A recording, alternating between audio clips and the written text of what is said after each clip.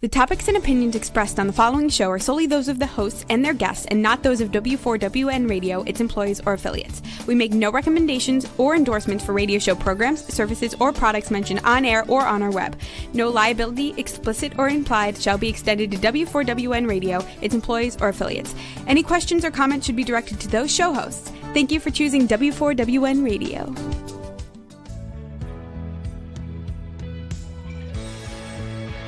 Welcome to Success Secrets Exposed with Sally A. Curtis, where we share stories of challenge, success, and inspiration along with practical tips and strategies to move you forward to your success.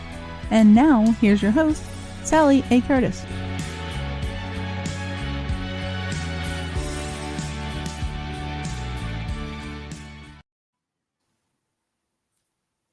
Good evening, good morning, and welcome to a Marketing Magic episode for this month. We do this on every Thursday and Friday, the first Thursday and Friday of every month, and it's once again, and it is Marketing Magic.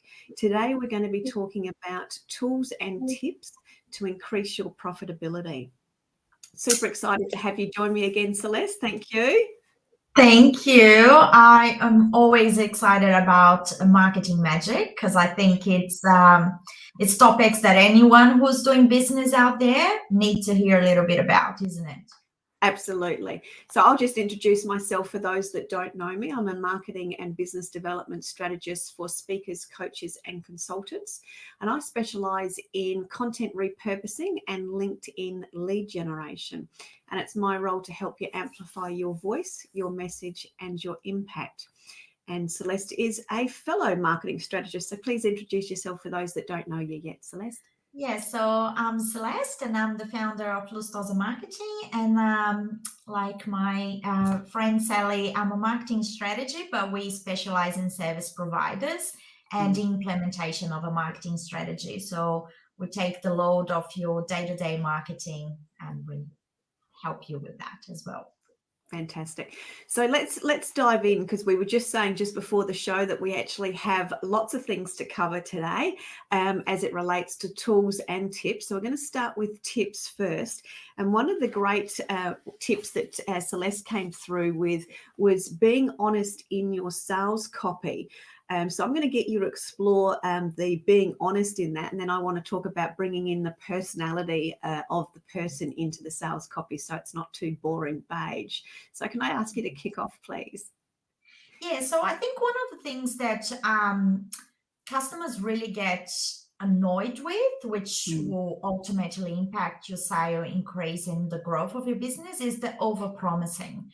So, and there's more, and there's more, and there's more. And I always find that can really backfire you if you're not really delivering on all those promises. One of the things that wows customers and make them really want to stay and come back for more is when you over deliver. So I think the key here is to not over promise, but to over deliver. And I think that's what can wow people and say, okay, my copy is being fair to the features or the whatever we're offering, but we're going to go that mile extra and we're going to over deliver it. Because we all know that people get a bit sick and tired of the talk, why don't you just flip that and walk the walk instead of talking the talk in the copy? And I think people are a bit smarter these days. Like there's just so many copies out there promising and, make money while you sleep kind of thing. And people are starting to get, really? Yeah. What do you think, Sally? Yeah, totally agree. And that suspicion, or that I call it the hinky feeling, where someone's reading something, or you meet somebody at a networking event and everything's going well, you're reading the copy and it's going well, and then something else is in the copy and you sort of get that sort of hinky feeling and people back away.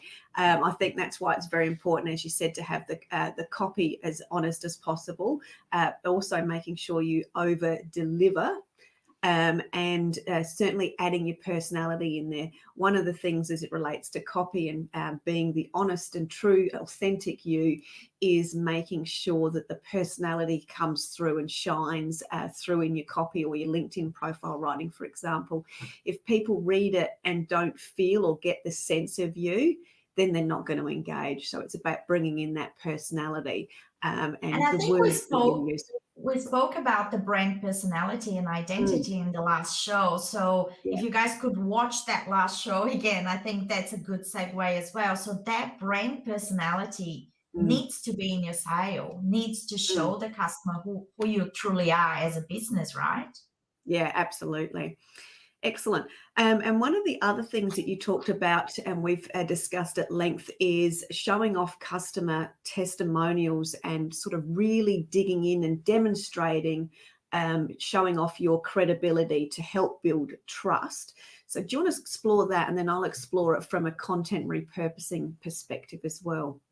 Absolutely. So I think research has been showing us, and this is coming from a data perspective, that people will believe their peers more than what they believe you say about your services or your business, because you're coming from a very biased perspective. Obviously, nobody's going to create a copy about what they're selling in a negative way or without really enhancing what's extraordinary about it. People know that. I remember talking to a CEO once and saying, look, you're actually not going to be in this media interview. We're going to have only customers, because everybody will look at you and say, look, you're paid to say these things. This is your job to make this company look good. A customer says it, they don't have to. They're not getting paid for it. And if they didn't have a genuine good experience, they're not going to say anything. So people will trust that testimonial. They'll trust the reviews. And just very quickly before I bounce it back to you, Sally, it's just, with the digital world, the reviews are out there for everybody to read. Yeah. So that is also going back to over-delivering on a great customer experience and a great service. Because the same way that a customer can, within 5 minutes, go to Google and put a review to the world, they can also put the bad experience. So just bear in mind that there's always two sides to that magic tool that can increase your sale, but that can also, put you on your toes when it comes to customer service, can't it? Yeah, absolutely. And I think that's one of the golden things. Initially, I'm sort of going back slightly old school again. Before the reviews come out, we had LinkedIn recommendations, because, of course, that's my space. And it was, I used to say to clients, no, don't worry about asking to get it on the website. Get it on your LinkedIn profile, because if it's on the LinkedIn profile, they've had to write it, their photos are included, and we can then use it across to a website. But also with those customer testimonials, you can actually create little content tiles or videos if you get a video testimonial from a client. But if you don't get the video testimonial, but you've got the copy, you can utilize it in different ways. So you're always demonstrating what customers have said about you, and also demonstrating your expertise. So just quickly on that sort of demonstrating expertise scenario, I'm seeing a real trend at the moment from a posting and a social media perspective, where people are doing lots and lots of, I'm going to call it long copy, lots and lots of articles, which do demonstrate their personality, but because and their skills, but because we're so busy at the moment, we actually need to be doing bite-sized chunks, smaller amounts of it. So I'm just going to suggest the tip to actually break down any of the long content or copy or sales copy that you use, and or the testimonial sections that you've got, and create it into bite-sized chunks that are easy for your customers to digest you on a regular basis. And that actually helps to increase trust as well. Increase trust, but the other thing that does as well, Sally, and we know this is a service that you provide and help so many people with, but it saves people time, because obviously it impacts the sales indirectly, because not only you have a content that's going to support your conversion, but also it's saving you time, because if you create that one page, but that produced 1 week of worth of your social media that can be scheduled and you don't have to think about it, that's time that you can spend. Yeah, absolutely. And that's the whole scenario, isn't it? Don't we want to get back to spending more time with either our loved ones and or serving our clients better? That's what we're on the planet for, to, make the impacts that we've all been quested to do. So yeah, great point. Thank you very, very much. And just quickly, just to kind of close the loop on the testimonials, one thing that I just want people to be very aware is that fake testimonials are always a no-no. So I was actually checking a business the other day, because people today, they'll Google you, they'll Google people. And I had a business trying to sell a service to my business. And we went through the testimonials. They all looked amazing, and people didn't exist. So you got to appreciate that there's ways of seeing. So if Sally made a testimonial to a business, I actually go and check Sally's LinkedIn profile and see who she actually is. Why should I hear her, and things like that. And there were lots of fake profiles out there. So please, that is so detrimental to your brand, and it will never work in your favor. So if you don't have enough testimonials or reviews, just engage with clients. Say, look, why don't I give you a little taste of this service so you can then do a review, which we'll talk about the little freebies and tasters in a minute. Yeah, absolutely. And I'll just add to that so we can get back and maybe go down this rabbit warren together. But when I started one of my businesses 15 years ago, which is where the evolution of where we are now, I actually created a great case study with two significant people in the industry at the time. So I was leveraging off their credibility, but I did work for them for two of them for free to create a fabulous case study that I still use to this day, that I still track the numbers from. So yeah, we'll dig into that a little bit later, which is good. The next one we were wanting to talk about is creating a sense of urgency as it relates to the sales process, and also being really, really transparent. So I'm going to get you to really dig into this, because this is very much your arena, and then there's just some little bits that I want to do either side of that, if I can, please. Yeah, so I think what we got to understand, people sometimes they create services and products, and what they're selling in their mind is, people just need to have it, and that's not the truth.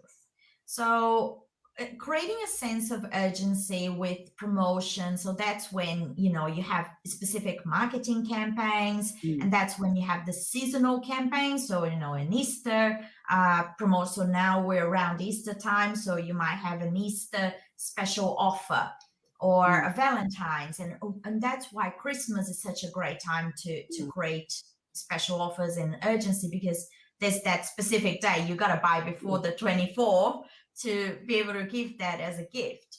Yes. But you can't think that people just have to have what you've got. So things don't work like that. And people's priorities are more likely than not to buy your product. What the sense of urgency does is it triggers that psychological FOMO in people. Oh, so if I don't buy that now, I'm paying more than what Sally did. Oh my God, I can't afford to have that. So creating that FOMO and creating that, okay, it's up to today, or you missed the discount. And one thing that I was going to say, coming back to being honest in your copy, if you put a copy out there and you said, people who buy this week will get 20% off, stick to that. Don't roll it out to next week, because then people will never take you seriously in your next campaign. Yeah. I remember seeing on Facebook recently, it was I can't remember what the tool was, but I love tools, and it was an app, and it helps you create videos quicker. I can't remember what the brand was, but they had a promotion on Facebook saying it's this much off, it's 70% off, and it's this much, and you're going to get all this stuff. So I, like you, started doing, okay, well, I'm not going to buy, I'm going to do my research, check them all out. And then I found that all these reviews saying that's marketing BS, because they always say that it's always that price. It's never any different. And I went, oh my God, this is a huge company that has just smashed its trust, because they've got a whole lot of people saying that they are providing marketing spin that doesn't actually add the value that it was saying that it was. And there was hundreds of thousands of comments on this. There's another thing that you got to be aware as well, is that you can't just create an offer and an urgency every month, right? So there's a very famous brand in Australia, and I know you hear is in the US, but there's a very famous brand in Australia that almost went bankrupt because, and I'm not going to name names just for I'll tell you later, Sally. Yes. And this brand almost went like out of business because they were making so much sale that it got to a point that nobody would pay full price. So the shops were empty anytime that they weren't giving away 40% discounts or 60% discounts, because people are like, nah, I ain't buying full price from you. You're having all these mega sales, 7 times a year, 7-8 times a year. Why would I buy full price? Yeah. It's the same product. So you got to be aware of that. And Sally and I lately, we've been discussing FOMO a fair bit. Yes. To create the FOMO, the fear of missing out, also, it can't just be happening. That sense of urgency and the FOMO, they go really well together in terms of increasing your sale. But you have to be very mindful that there's no such thing as a FOMO when you do it every month. I'm not missing out. I'm just going to get you the next one. So then you just excluded the urgency, because there's no urgency if you're going to have another sale in 2 months' time. Yeah, exactly. And I think it's also very important as it relates to that urgency to know intimately what is most relevant to your audience. Because I say to my clients all the time, yep, I know that you've got your sales target and you've got your program that you want to sell, but it's never about your timing. It's always about the client's timing. They will buy when they're ready if you have done enough things to get them through their buying process. And one of those scenarios is obviously the FOMO, is having the right things at the right time. But some people actually buy also based on the community or the camaraderie or the collaboration that occurs, so the experience of the community. So I wanted to touch on that as well, because there's a sense of urgency and there's a sense of missing out, but there's a sense of, I want what they've got. I want to be a part of that. There's an amazing book called from Seth Godin that is about tribes. And it talks about that everybody wants to belong to a tribe, whatever that's going to look like for you.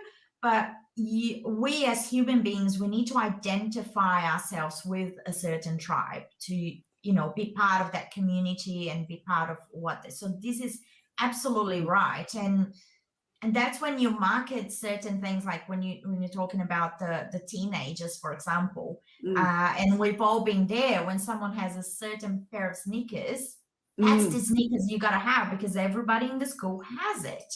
And how many times have we come home and say, but mom and dad, everybody's got it.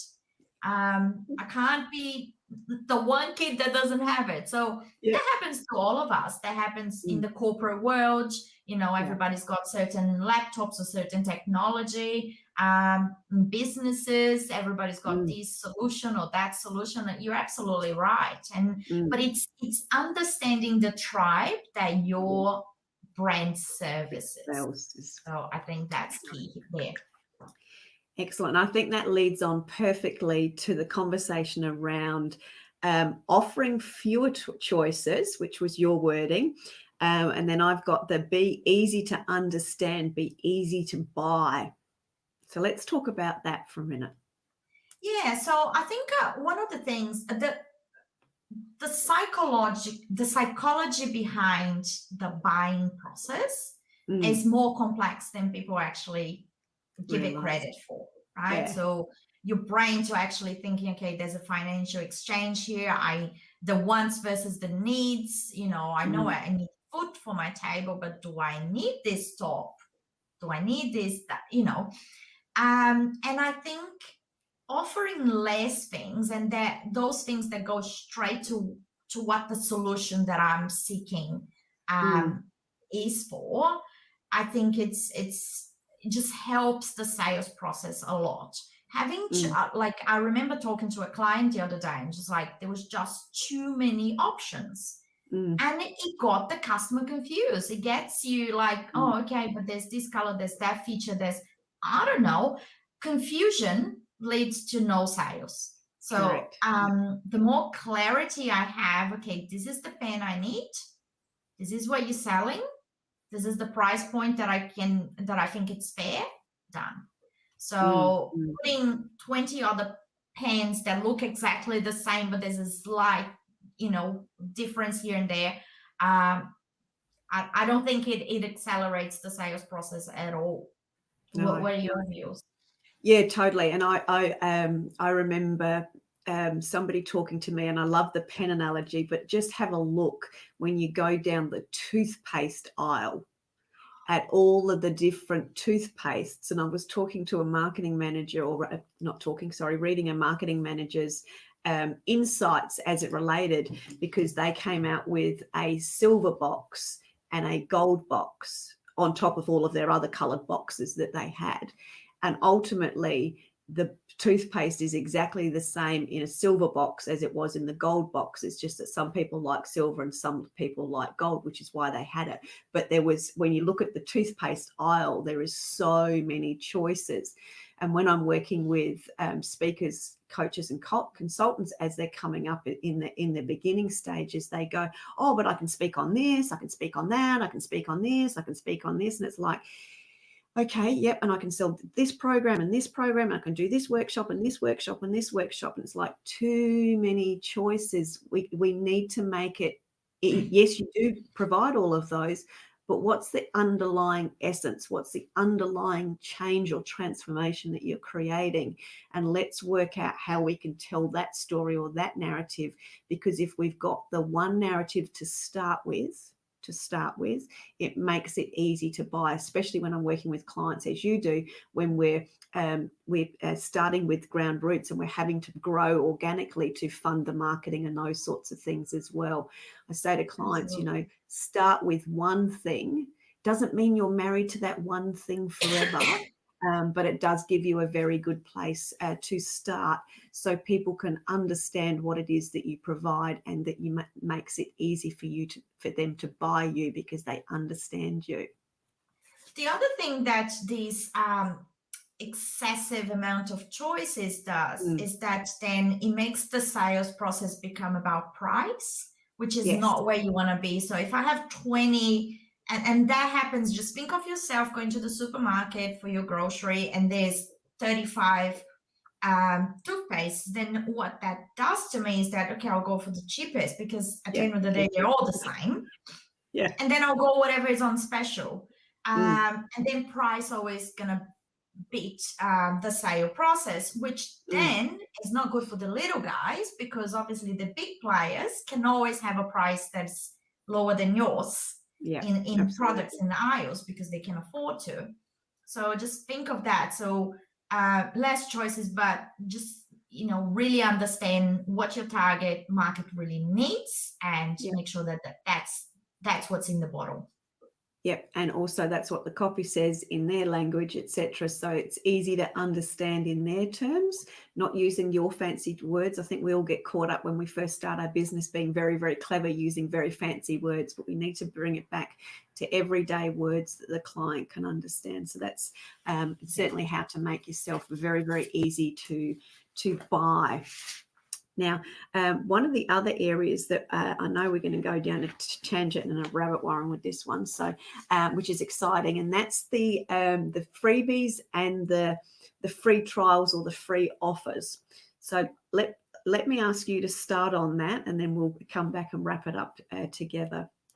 Yeah, so I think giving freebies, or like, it's always a good way to tell the customer that you're confident in what you're offering, right? So I think if you're confident that what I've got to give is going to be good for you and is going to provide the solution that you're looking for, give people a trial, give people a free sample. It depends on what you do. Can only work in your favor in the sales process, because then you're talking long game, right? Yeah. You don't give a freebie of a one-off. People are never going to need that again. You are showing the customer, look, I'm the right brand for you, and here's why. You test it for yourself. I'm not trying to give you some smart, ad copy that you're just gonna not be sure about. Okay, try it. You have nothing to lose. The whole you have nothing to lose in the sales process is amazing, because you're telling people you do have nothing to lose. Try it. And if I'm not the right solution for you, that's okay too. So also that will help your brand to really identify, if someone's not the right fit there, that's okay. But you gave them a chance to see it, and they will respect you for that. And the chances of that person actually referring you or your product to someone who's a better fit that they might know within their network. So I might say, look, this wasn't for me, but I tried it. And Sally, I think that will suit you. Yeah, absolutely. That will happen organically. And that's an honest place of sale, I think. And I think what you said when we were talking, Sally, I really want you to get into that about why would you not give a freebie? Yeah, absolutely. One of the things there that I've that just highlighted for me as you were talking was that process actually helps the client or the prospect create a choice. And if the clients come to a decision that's their own, where they've made the choice, it's a much more powerful sales process, because it's so honest. They've brought into it, they've made the decision, you created the choice for them to choose yes or no. If they then choose a yes, they become really great advocates, as you said, and really great referral points. So I think that's one of the greatest tips or scenarios that you can create for yourself by giving it away, something for free, etc., or a trial scenario. So for me, with our audience, with it being in the speaking scenario, we do lots of I call them, the common word was, discovery calls, where you actually help people solve a problem when you're on a call with them. Now, I think they're really great and you're really adding lots of value, but you need to, and we'll come into this later, talking about this in the tools scenario later. But if you're going to do those sorts of things with anything, you need to make sure you actually have your sales process actually mapped out. But going back into the giving stuff away for free, one of the areas that was really interesting when I first started the business, which is actually why I started doing the content repurposing, was clients that were new to the speaking or consulting game were going, oh, but I can't give that away because that's all I've got. I've only got that thing. I can't give that away. My biggest tip, and if you want me to get on a rant, and this might be actually a session that you and I do next, Celeste, is that if you can't give your great stuff away, then it just simply means that you haven't unpacked your inner genius enough. If you've unpacked it and found all of the different layers to it, you can give lots of stuff away for free and be confident in doing so, because you have so much more to continue to offer to clients. So I think that's an important thing. And what I would also add to that is that when you're giving it away, don't hold back.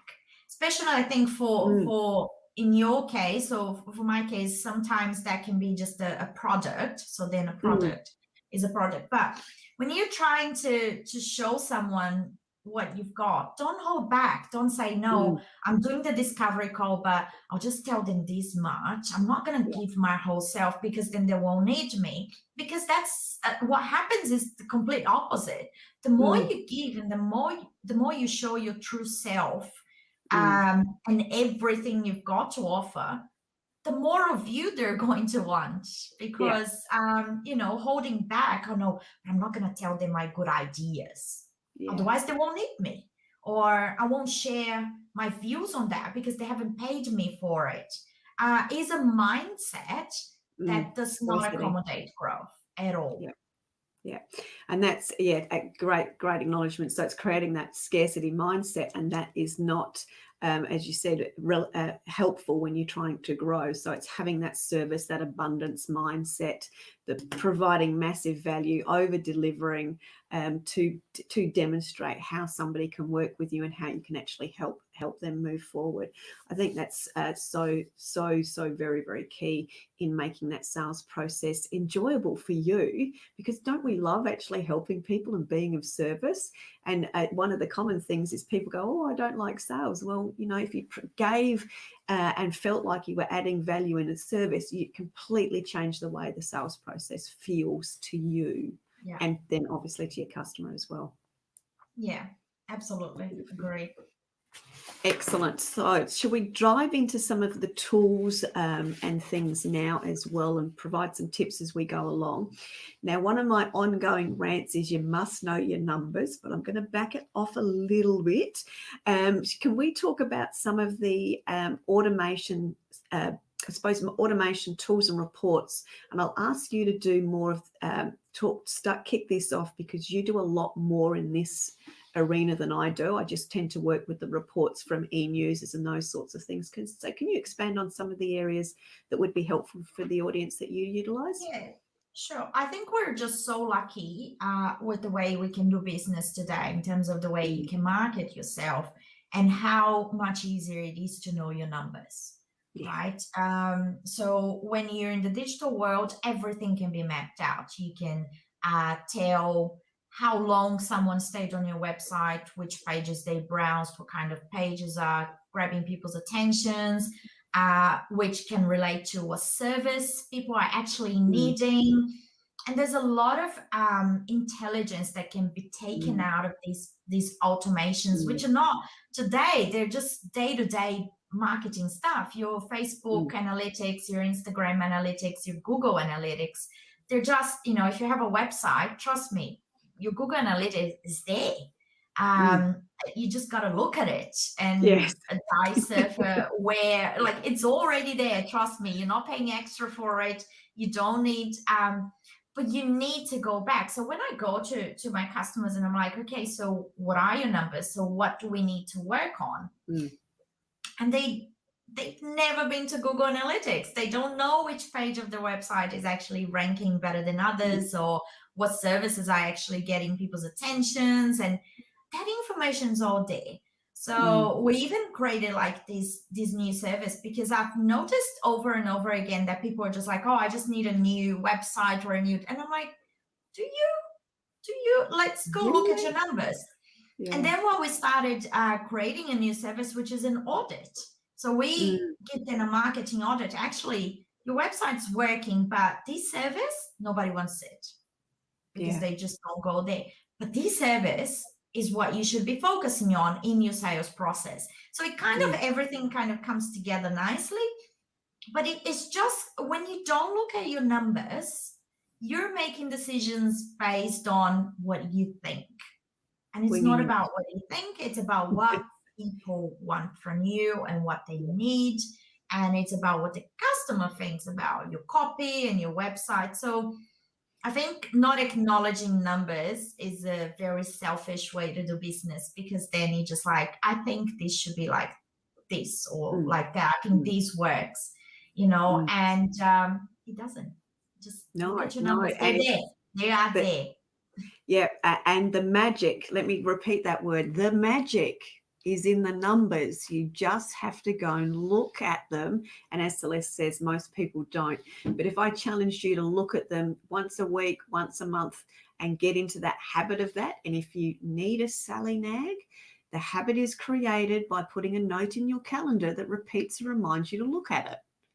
That was how I had to start. I'm a habitual person. I have to have things mapped in my diary or it doesn't happen. If it's in your diary, it will happen. That comes back to another rant around cash flow follows your calendar, but we won't go there today.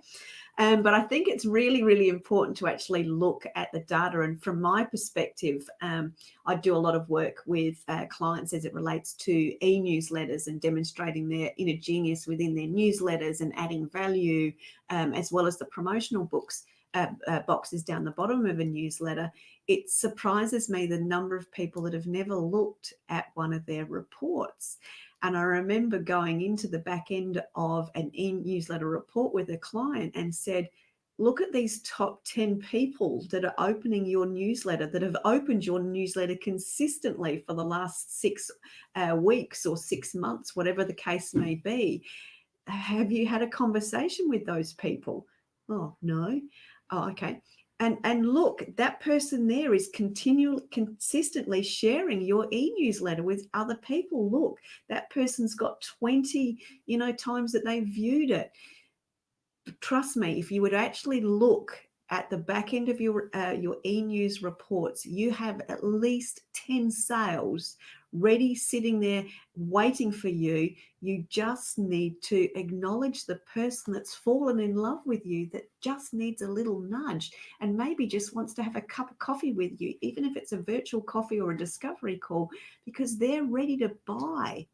And that's a statistic that we miss out on marketing dollars. So looking at your reports, knowing your numbers, connecting with those that have fallen in love with you, that are sharing your information, that are looking at your information repeatedly. And that information is very easy to see in your email newsletter reports. Okay, can bring it back a sec because Sally's gone into rant mode. That is so important for sale, because it's like what you said, your sales are sitting there, or a very hot lead that you've been ignoring for months and months is sitting there waiting for that coffee or that offer or that urgency. Yes. Waiting for that email that says this month only, book this. And they'll move to becoming a client. Yeah, absolutely. And even as simple as ringing them up, and that's sort of the strategy from a business development we come from, is, hey, ringing that person up and saying, hey, I've noticed you've been on my newsletter for a while. I was just looking, haven't looked before, and I've seen that you've opened all of the ones and you really particularly liked this one that was on profitability. Is there something that could we arrange a time to have a chat, and I might be able to give you some more tips on it? Talk about over deliver and wow a customer. Wouldn't we all love to have that experience? That's the opportunity that's sitting in your reports and in your data.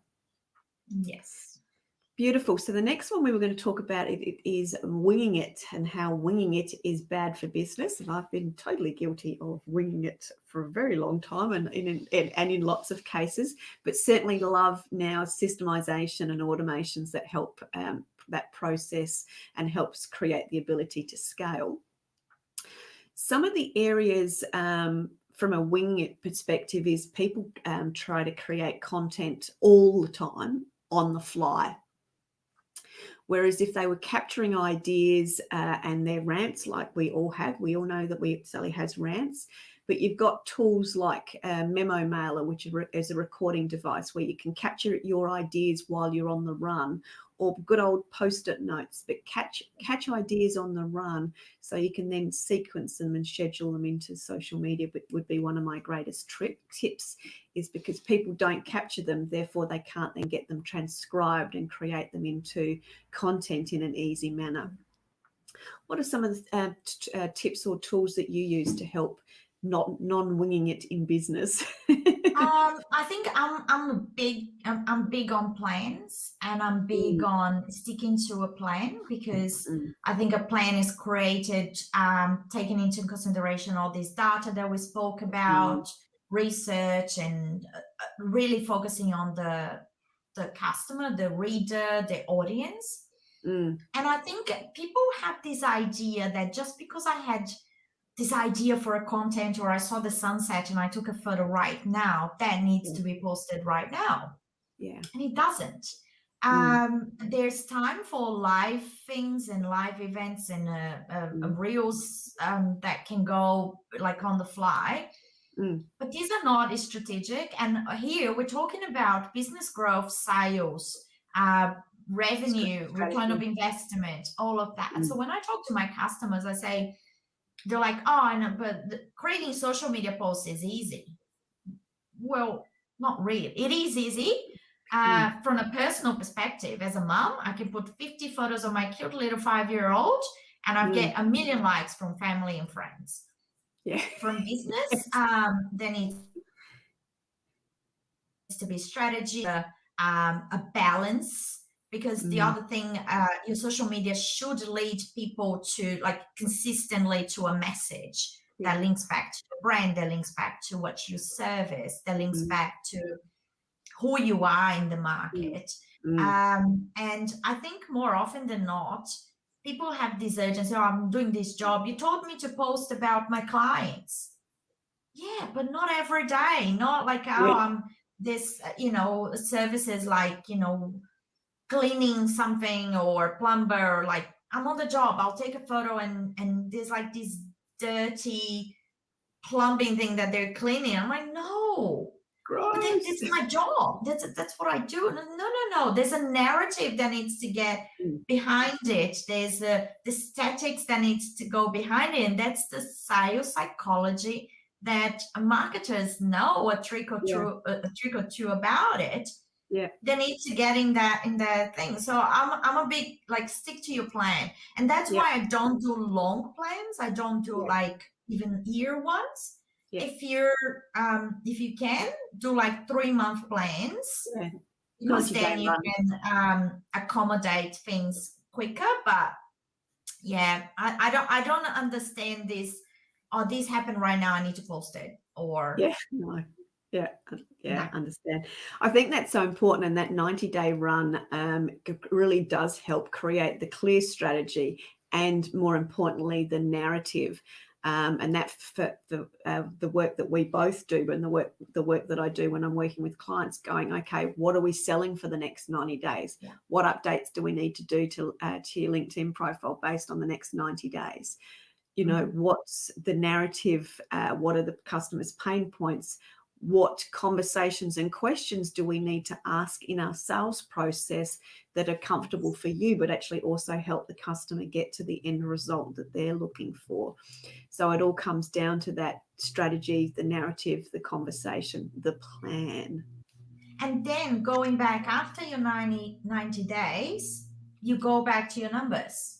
Because you might be going super eager to post that little photo of you on the job, and the numbers are showing that this is the least engagement that you're getting on your page, because people are being grossed about those dirty like photos that you put in there. And you actually you shouldn't do more of it. You should look at your numbers. They actually like these other things, and so I think just be a bit more logical with things. I think people sometimes, the winging is just not something logical. It's not something planned and it's strategic. Yeah. It doesn't create that. It does the There's no consistency in winging either. Yeah, absolutely. I think it'd be great, and we've sort of touched on very briefly about the sales process, but I know we're getting close to sort of winding up. So I'd love to talk about not being afraid to outsource. Absolutely. And I think that's a big lesson for all of us, isn't it? Yes, I know we've had this conversation. Absolutely. So you've just recently done some outsourcing yourself. So perhaps if you can share your little bit of a story, and then I'll add some of my tips and places which people can look for. Yeah. So one of the things I've read again after I started my business, the E-Myth book. And talking about being a technician versus being an entrepreneur. And I've realized if you spend your entire day on the nitty-gritty of the certain areas of your business which are not your inner genius. So I know what I've got to offer to my business. The admin is not part of it. The accounts is not part of it. All these other elements are not the best thing that I get to offer my customer, which is the strategy, the thinking behind of the nitty gritty. So one of the things I find that really is detrimental to a sales process is you thinking that you need to be the one doing everything. Everything, yes. Yeah. I think you better service your business by sticking to your genius and saying, why did I start this? And I think you need, some people actually need to sit back and think, should I, if I'm so caught up in being the technician, in doing the tasks, is business really for me?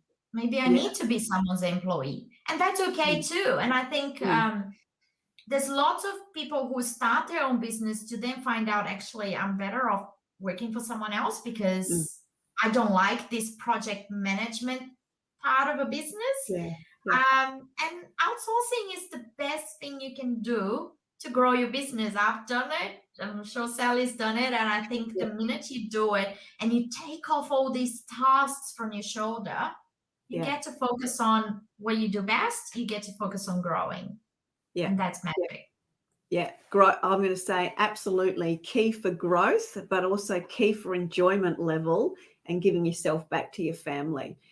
Yes, you'll have to do a bit of an extra investment potentially to start with, but the payoff is literally, it only takes maybe 2 weeks and you go, why didn't I do this sooner? Wow. I will guarantee with outsourcing, you'll say, why didn't I do this sooner? So some of the places that people can look for outsourcing staff, whether it's accounting or social media or just some of the nitty gritty stuff, we call it some of that grunt work. You've got Upworks, you've got Fiverr, where there's people that can assist you with that. You've got curation tools, etc., and all those sorts of things. But getting off your back, we all wear many hats, but there's some of those hats that make you sit at your desk like this. Ugh, do I have to do this again? They're the tasks that you need to get rid of first, because if we can get you out of this and back into the joyous place that you love to be, magic will happen again. So outsource some of those things, whether it's your invoicing, whether it's some of the admin, whether it's somebody helping you create the strategic plan for your marketing, somebody helping you recreate the content purposing. It is all about keeping you in your inner genius, in the energy and spirit of joy, so you can serve your customers, so you can create those wow factors, so you can also create those, over delivery moments for your clients as well. And can I just say very quickly, I know we're running out of time, but I think the magic word there is investment versus expenditure. Like you're not spending money, you're investing money that will come back to your business. Absolutely. Yeah, definitely. Couldn't agree more with that. And that again comes back to that mindset. You've got to have the mindset initially to go in, okay, I'm going to map out some investment for my business because I know that it'll come back 4-fold, 10-fold, etc. But I just need to do this now. I do think it's important to know when the timing is right for you, because if you are bringing additional staff members on or support people, you do need to stop for a little while to actually help onboard them or train them. So don't bring people on when you're in a massive frantic time period, because you don't then have the time to support them, to support you. And you can't do brain transplants to people that you bring on. You actually do need to stop long enough to actually give them the insights that you need them to know.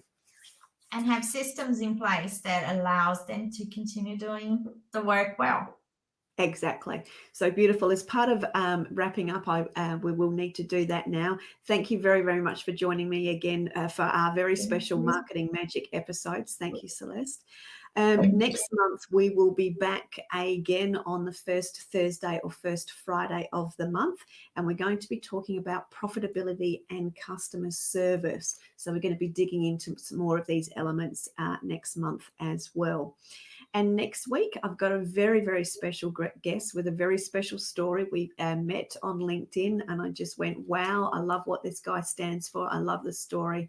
I love that he's on this service of Quest. And that particular gentleman is Christopher Booth, and he has created music for mental health.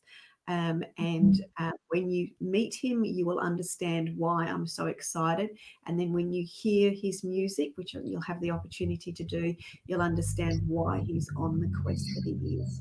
So thank you so much, everyone, for joining us again this week. And I look forward to seeing you very, very soon. Once again, thank you very much. Take care. Bye. Thank you.